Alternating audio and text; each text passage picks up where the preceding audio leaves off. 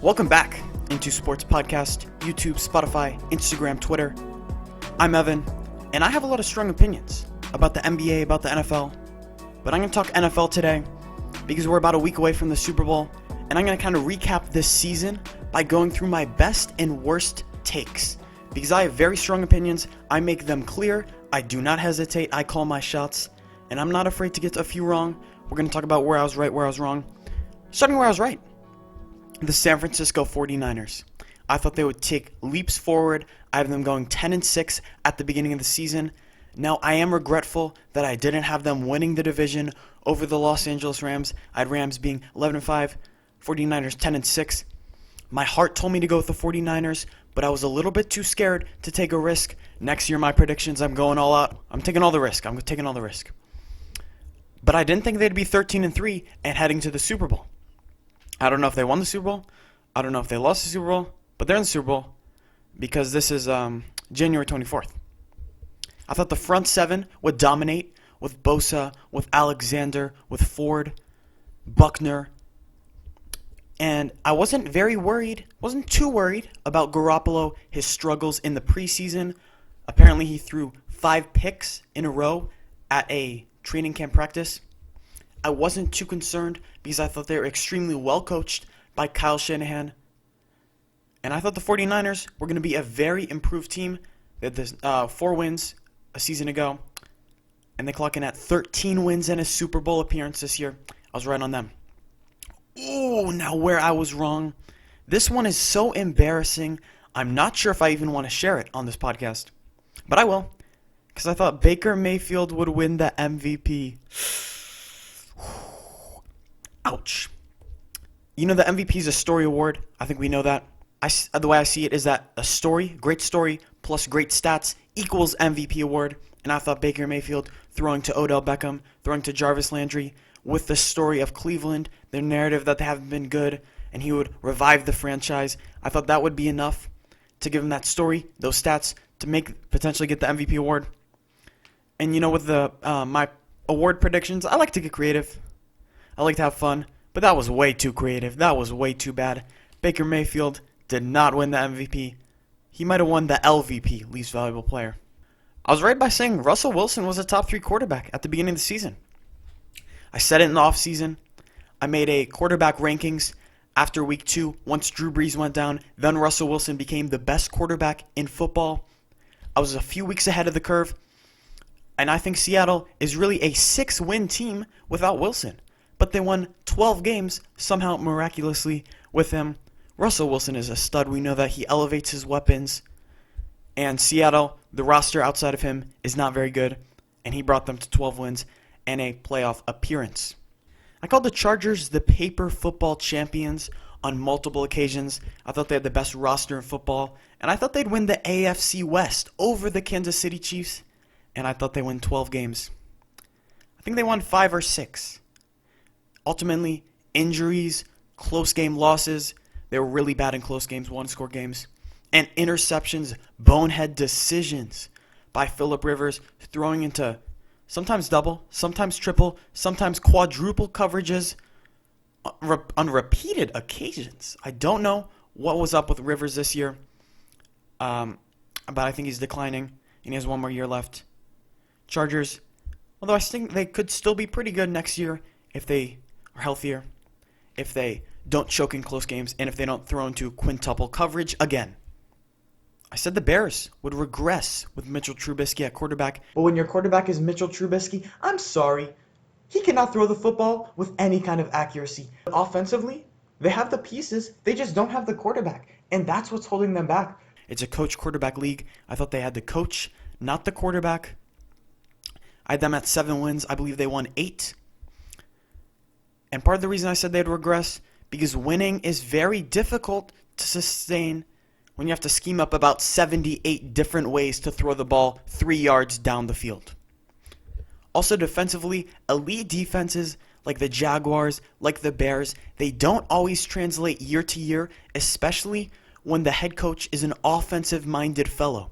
We see Baltimore, we see Seattle, teams that had multiple years of really solid defenses, and they have non-offensive guys, Pete Carroll defense, John Harbaugh special teams.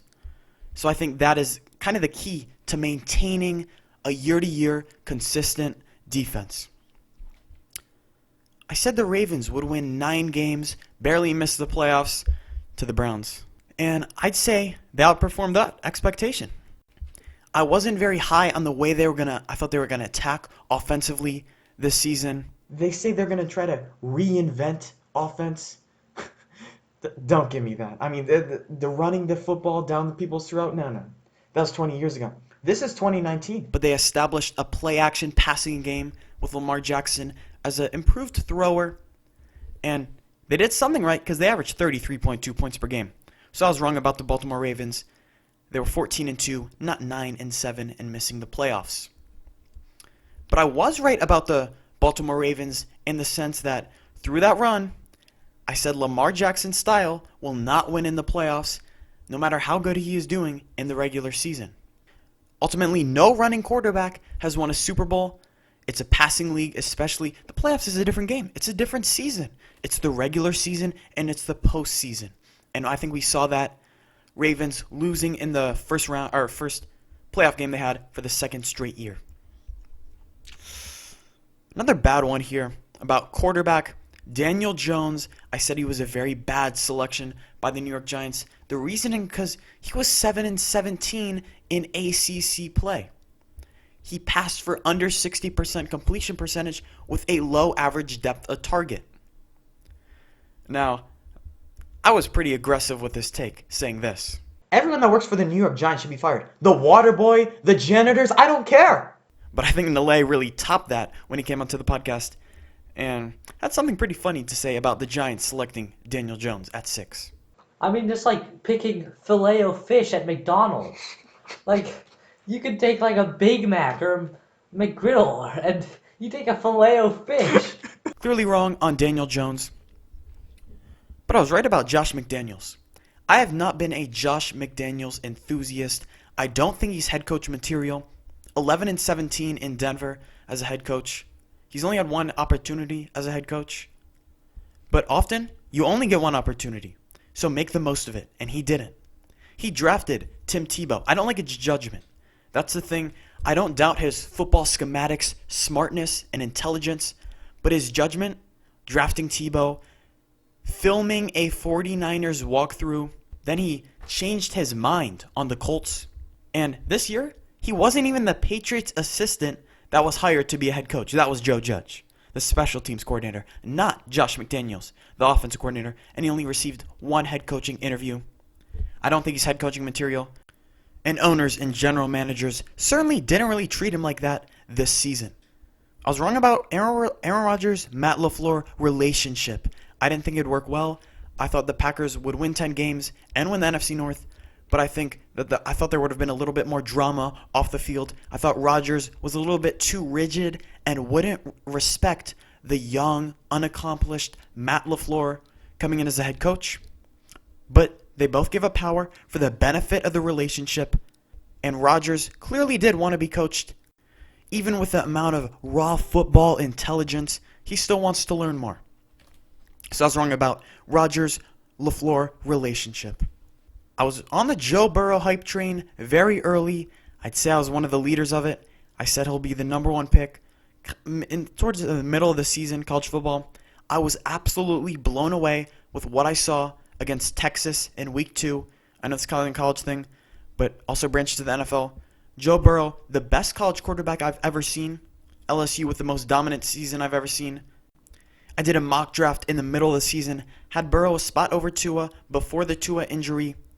And it looks like Joe Burrow is a lock to be the number one pick. I was right on him.